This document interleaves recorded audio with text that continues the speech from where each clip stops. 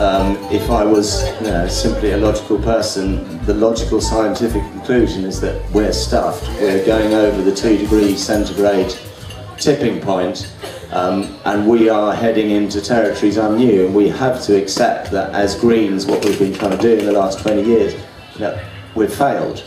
We're now on to adaptation, how we're going to cope with this tipping point and what the effects are going to be. So I guess similarly to Cooltown in the early 90s and the work that hundreds of us did there, when I 3 or 4 times a year when events I'm involved with come up, and the sort of 2 or 3 nights before at 3 in the morning trying to get to sleep, think, fuck, I've took on more than I can chew again. I'm going to get discovered, people are going to find I'm useless and can't do this. But that's all comes good when the event happens. You see this canvas being filled by all sorts of amazing people, and you do get thank yous, and that's fantastic, and you do get complaints, and that comes with the territory. But at the end of the day, it's that deep-seated thing that we are doing the right thing, and whilst it may not we may not reach that final destination, so long as every step of the journey is in the right way, that process can in itself become the end. You as well, thank you for this festival, and I suppose I think that it is the right relationship we have with the earth as well, being here. And for me, in terms of ancestry of my grandparents being cleared off their land in the Highlands, and the boys being sent down the mines, and the girls sent into service at 8 years old, my grandfather went down the mine. And then we were kind of left the mining area and the mines closed, and then brought up in the city. And so for me, it's like trying to just get access to being on the land. And this is my experience, part of the year I might come and be on the land, and to me that's amazing, and it feels like a complete privilege. So I get the chance of that privilege, but also in a sense it's also our right, and our right nature and our right relationship, so we get a chance to have that sort of affirmed and mirrored to us. What I'd love to have as an amazing vision was, like you said, to reclaim as much of the land as we can, and to have kind of seasonal off-grid camps or festivals throughout the whole of the year, so we get that chance to be under canvas and be on the land right the way through the year. I'd like to see us step into that, but I appreciate getting it in the summer is a good thing. And the other vision that I'd have is for more sharing of skills amongst all the punters, and like everybody who comes, that there's a space for people to come and share their knowledge and wisdom too. So like there is almost a local exchange and trading scheme within the festival, where we can all contribute, and also that everybody coming takes a part in actually sharing the festival. The people are given jobs when they come here. I think that would work as well, to kind of cut down the carbon used and share and make it more sustainable. It is the key issue, isn't it? Access to land in Britain today. I mean, it's so easy to forget that when the Normans arrived in 1066 and took over ownership of the land, I think is it 2/3, or I think it's 1/3 of Britain is still owned by the bloody Normans. Earl of Grosvenor, Duke of Grosvenor, the biggest landowner, richest man in the country, it's through land that he got through, elbowing or killing the people who lived there. Grosvenor, the fat hunter, these bloody Normans, they still own 1/3 of the land through the planning laws and the fact that you can't actually live on a piece of land even if you own it for more than 28 days of the year. we have been extremely effectively pushed off the land, and you know, they try and stop us even getting back on it for a week or two here and there. But and I don't know if anyone saw the smallholders beginners meeting yesterday by the Ecological Land Co-op. I'd really recommend their website. 5 studies of different small holdings throughout England, south of England, and it just shows that it can be done. It's not particularly lucrative, but you know, the quality of life is obviously far, far better. But it is an absolutely key issue, and one that has stymied us for ages. But it's so deeply rooted that most of us just don't realise it. We just accept it. Hooray! Yes, followed by the Criminal Justice Act and Brig, Dan, any comments? Okay, any more questions? Did we get a mic down here, please?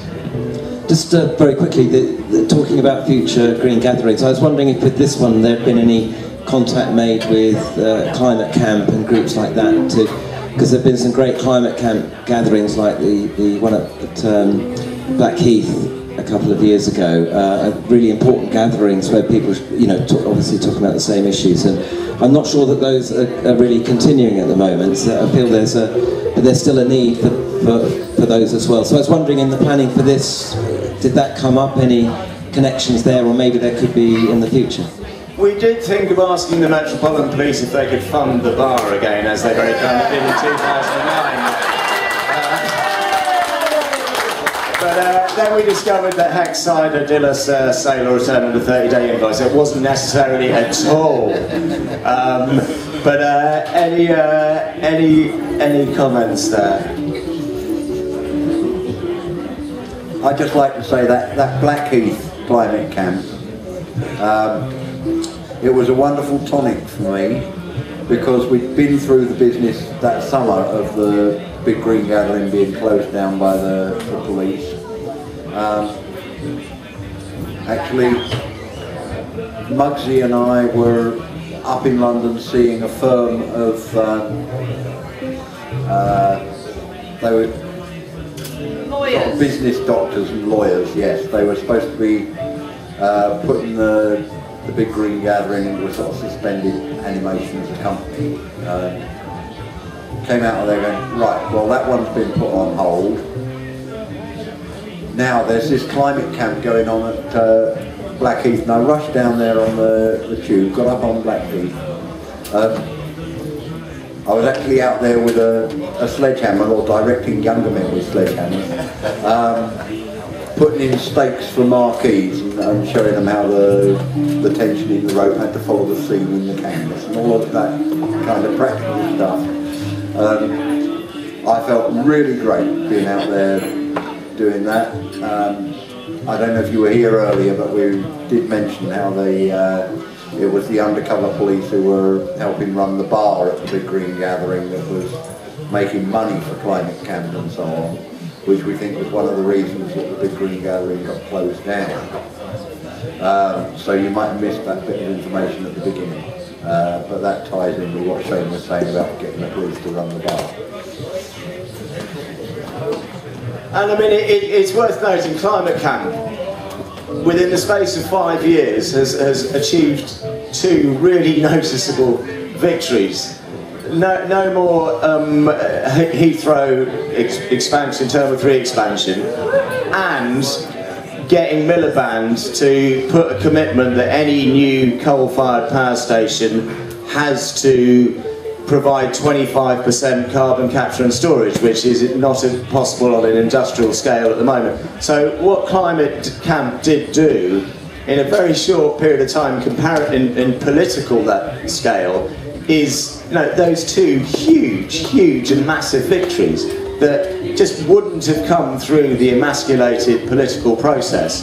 So whilst we think Climate Camp are great, for exactly the same reason the authorities think Climate Camp is their absolute nemesis. Why? Because we were winning. Rather like the anti-roads movement and Reclaim the Streets in the late 90s, we were winning.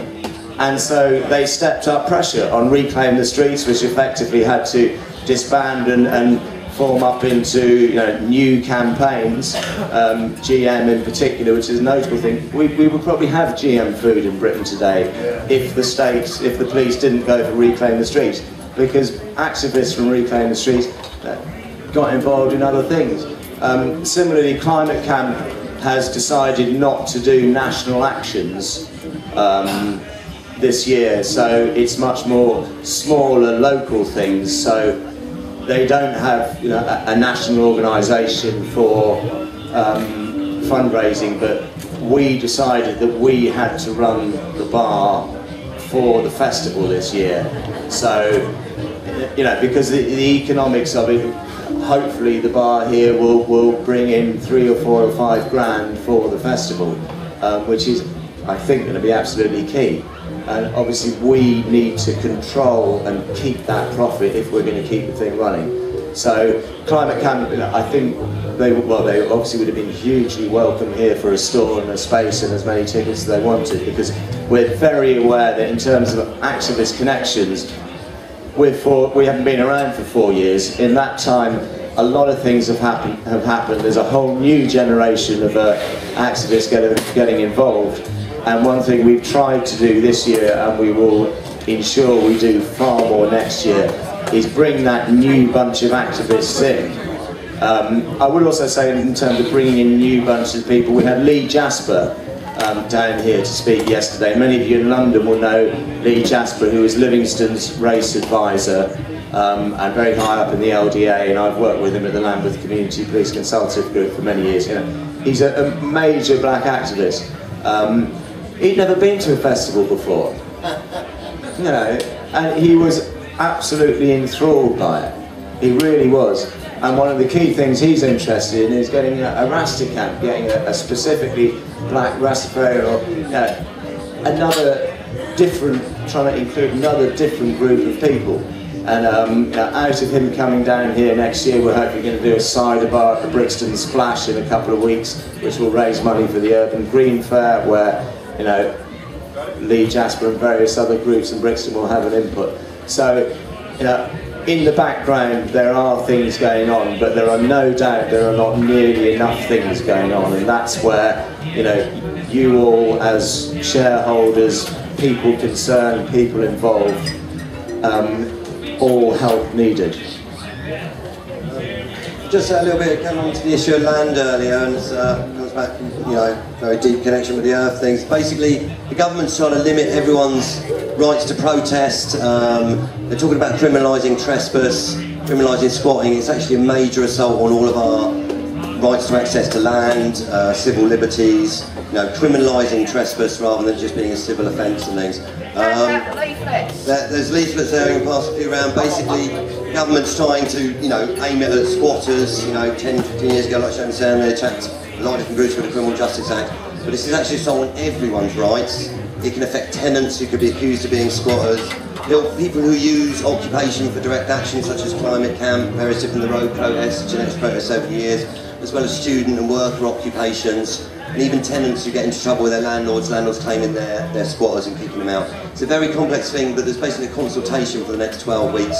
People can get involved, and a lot of us have been chatting this weekend about actually shifting it all around, saying rather than criminalising trespass, why don't you open up land to eco-villages, green fair, festival, things like this, actually put the energy in longer term on these bits of land to create communities as we go, energising the place. We've all talked about a lot of festivals over the years, but we need to link those things up, and we shouldn't be criminalising trespass and limiting all our rights to protest, particularly over the next few years. The government knows there's big uprising all over the world, and they're really trying to clamp down on rights to protest. So we've got to show that we need access to land, space, to set up eco-communities, projects, gatherings. We can create the kind of future we want to see and just get on with it. That's what the direct action, getting on with it. We need to just carry on and reclaim some of those rights and show people there are a lot of working examples and get focused on solutions of what sort of things we want to see. There's more leaflets to pass them around, but we really need to have this debate about access to land. Nearly 1 million empty buildings in the UK we should be using, and let's get on with using them and take action for a sustainable future.